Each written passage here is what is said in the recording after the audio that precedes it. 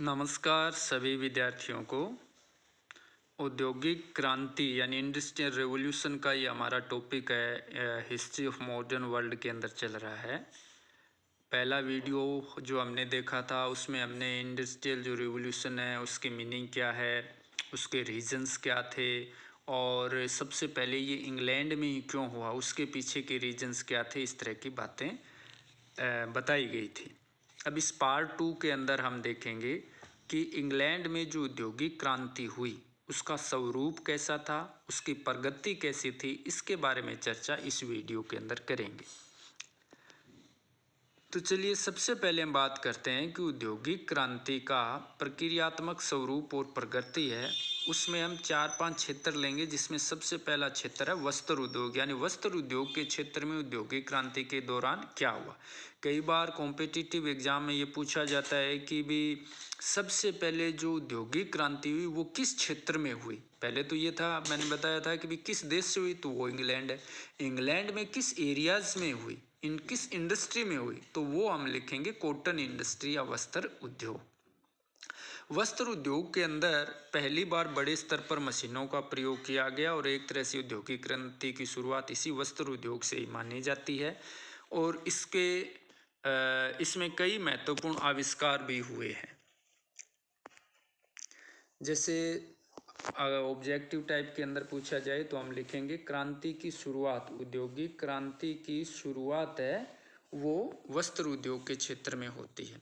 अब वस्त्र उद्योग के क्षेत्र में कौन कौन से आविष्कार हुए। जैसे सबसे पहला आविष्कार किया गया जॉन के द्वारा। ये एक आविष्कारक थे जिनके द्वारा फ्लाई स्टल नामक एक मशीन बनाई गई 1773 ईस्वी में।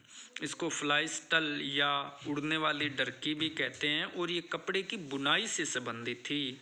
और इसमें मतलब जो लाए हैं वो दोनों हाथों का प्रयोग करके और बड़े स्तर पर कपड़े बना सकते थे, यानी कपड़े की बुनाई से ये संबंधित मशीन थी। इसके बाद जो दूसरा आविष्कार होता है वो किया जाता है जेम्स हारग्रीव्स के द्वारा। उसके द्वारा एक मशीन बनाई गई 1764 ईस्वी में जिसका नाम था स्पिनिंग जेनी। स्पिनिंग तो यानी कताई की ये मशीन थी और जेनी इसने अपनी पत्नी के नाम पर इसका पेटेंट करवाया था। ये कताई से संबंधित थी, यानी जिससे बड़े अच्छे धागे तैयार किए जा सकते थे और बड़े स्तर पर 8-10 धागे एक साथ तैयार किए जा सकते थे। इसके बाद जो तीसरा आविष्कार हुआ सूती वस्त्र उद्योग में वो था आर्कराइट द्वारा वाटर फ्रेम नामक मशीन का निर्माण, जो 1769 में बनाई गई थी।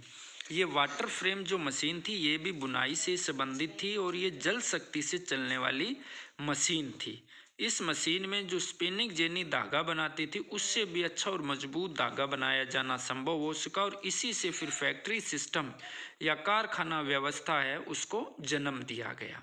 इसके बाद जो चौथा आविष्कार हुआ वो सैमुअल क्रॉम्पटन के द्वारा किया गया। इनके द्वारा जो मशीन बनाई गई उसका नाम था म्यूल, जो 1789 ईस्वी में बनाई गई। और इस मशीन के अंदर सैमुअल क्रॉम्पटन ने क्या किया कि जो स्पिनिंग जेनी और वाटर फ्रेम ये जो दोनों मशीनें बनी थी इनको कंबाइंड करके इस म्यूल को बनाया गया। यानी ये भी एक धागा बनाने वाली मशीन थी जो श्रेष्ठ महीन धागा बनाती थी, जो कि मलमल के निर्माण के लिए बड़ा काम आता था। इसके बाद अगर हम बात करें सूती वस्त्र उद्योग में अगला जो प्रयास किया गया वो कार्टराइट के द्वारा एक मशीन बनाई गई जो पावर लूम से नाम से जानी जाती थी 1785 में। ये मशीन कपड़ा बुनाई से संबंधित थी। पहले वाली जो फर्स्ट है वो भी बुनाई से संबंधित थी, दूसरी तीसरी और चौथी ये स्पिनिंग मशीन यानी कताई से संबंधित थी जो धागे तैयार करती थी। ये जो पांचवी मशीन है ये बुनाई से, यानी अब धागे तो तैयार हो रहे थे बट कपड़ा बनने में तेजी लाने के लिए इस मशीन का जो आविष्कार है वो कार्टराइट के द्वारा 1785 के अंदर है। वो इनके द्वारा इस मशीन का जो आविष्कार किया गया, यह शक्ति चालित करघे के द्वारा इस मशीन को चलाया जाता था और बड़े चौड़ाई का कपड़ा इसे आसानी से बनाया जा सकता था। अब अगला आविष्कार किया एल व्हिटनी ने, जो अमेरिका के थे। इन्होंने कॉटन जिन नामक एक मशीन बनाई 1793 से। ये कपास ओटने की मशीन थी, यानी कपास से बिनोले अलग करने की मशीन थी। तो इस तरह से हम देखते हैं 17वीं शताब्दी के प्रारंभ से लेकर और 18वीं शताब्दी के अंतिम समय तक सूती वस्त्र उद्योग के अंदर कई आविष्कार हुए और इन्हीं ने एक तरह से पृष्ठभूमि तैयार की औद्योगिक क्रांति की। तो औद्योगिक वस्त्र उद्योग के बाद अगला स्वरूप इसका देखते हैं, वाष्प शक्ति के क्षेत्र में क्या कुछ बदला, क्योंकि मशीनों को चलाने के लिए जिस पावर की जरूरत थी वो पावर आ रहा था एक तरह से वाष्प शक्ति के माध्यम से। औद्योगिक प्रयोजनों के लिए सबसे पहले वाष्प इंजन का जो निर्माण है वो टॉमस न्यूकोमेन के द्वारा किया गया 1704 ईस्वी में।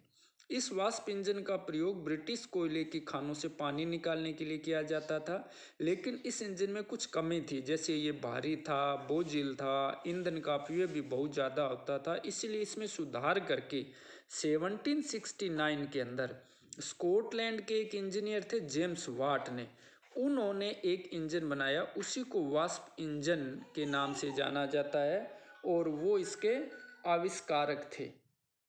तो कई बार ये कॉम्पिटिटिव एग्जाम के अंदर पूछा जाता है कि वाष्प इंजन का आविष्कार किसने किया, तो जेम्स वाट ने किया। कब किया, तो 1769 में किया था। इन्होंने अपने एक फ्रेंड थे मैथ्यू बोल्ट, उनके साथ मिलकर के एक फैक्ट्री स्थापित की और उसमें बड़ी मात्रा में इंजन बनाए गए।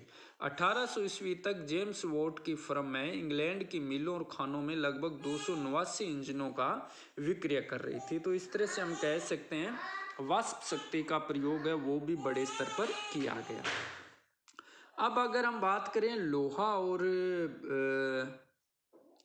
और इस्पात उद्योग की, तो लोहा और इस्पात उद्योग में भी चूंकि मशीनें बनाने के लिए बड़े अच्छे क्वालिटी के लोहे की ज़रूरत थी और इस दिशा में 1709 ईस्वी के अंदर अब्राहिम डर्बी के द्वारा लोहे को पिघलाने के लिए लकड़ी के कोयले के स्थान पर कोक का इस्तेमाल किया गया।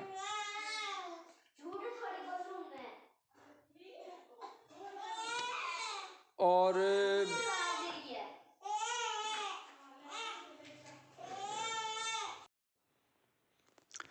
तो इस तरह से 1709 ईस्वी में अब्राहिम डर्बी के द्वारा उस लोहे को पिघलाने के लिए ये बताया गया कि कोयले के स्थान पर अगर कोक का इस्तेमाल किया जाता है तो वो सबसे बेहतर ऑप्शन होगा। इसके बाद 1784 के अंदर हेनरी कोर्ट ने लोहे के शुद्धिकरण के लिए एक नई तकनीक जिसको पैडलिंग तकनीक के नाम से जाना जाता है इसका आविष्कार किया, जिसमें लोहे को भट्टी में पिघला करके उसकी अशुद्धियों को दूर किया जाता था। इसी तरह से 1856 ईस्वी के अंदर हेनरी बेसमैन ने लोहे के परिष्कार एवं शुद्धिकरण हेतु एक बेसमेर पद्धति का विकास किया या आविष्कार किया, जिससे लोहे से स्टील या इस्पात बनाना संभव हो सका, यानी अब स्टील का बनाया जाना भी संभव हो सका। ये सब कुछ इन विभिन्न प्रकार के आविष्कारों से था। अब्राहिम डर्बी जो परिवार है उसका लोहे के क्षेत्र में बहुत बड़ा योगदान है। अब्राहिम डर्बी, उसके बेटे अब्राहिम डर्बी सेकंड और फिर उसके बेटे अब्राहिम डर्बी थर्ड ने लोहे और इस्पात के क्षेत्र में बड़ा प्रयोग किया था। जैसे अब्राहिम डर्बी फर्स्ट ने कोक के इस्तेमाल का प्रयोग किया, अब्राहिम डर्बी सेकंड ने बताया कि क्वालिटी का लोहा यानी पिटवा लोहा किस तरह से तैयार किया जाता है, और अब्राहिम डर्बी थर्ड ने इंग्लैंड के अंदर जो नदी है उसके ऊपर एक सबसे पहले लोहे का पुल बनाने में महारत हासिल की। तो इस तरह से डर्बी फैमिली का विशेष योगदान है। अब हम बात कर लेते हैं परिवहन एवं संचार के क्षेत्र में क्या कुछ किया गया। तो चलिए सबसे पहले हम बात करते हैं कि परिवहन के साधनों को उत्तम बनाने की तरफ विशेष ध्यान दिया गया, क्योंकि कोयला, लोहा और अन्य जो उत्पादित वस्तुएं थी उनको कारखानों तक पहुंचाने और वहां से तैयार माल को दूर स्थानों तक ले जाने के लिए अच्छे परिवहन के साधनों की आवश्यकता थी। इस हेतु सबसे पहले सड़क निर्माण पर विशेष जोर दिया गया।